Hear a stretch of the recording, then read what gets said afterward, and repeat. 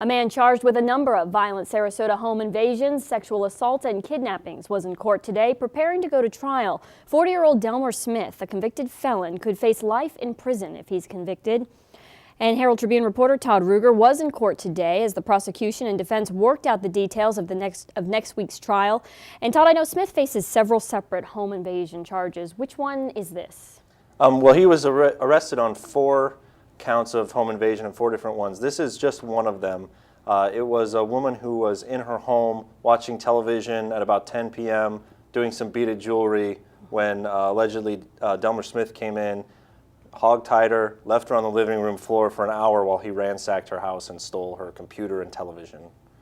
And I know some of these invasions were actually very violent, right? Is that correct? Yes, and in fact, he's actually charged with a murder up in Manatee County in one home invasion of a prominent physician up there. His wife was murdered, and they've charged him with that case, and they're seeking the death penalty up there. And all of them down here were violent, is what the authorities called it.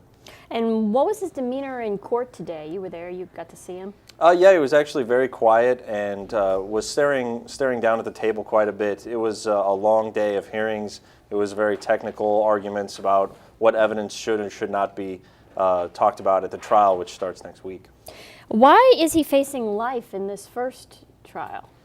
He's actually facing life because he is a convicted felon, and he was charged with armed robbery and, on the federal level, and was only released from prison about 2 years prior to committing this, and because of that situation, he's supposed to get the maximum if convicted as charged, which would be life.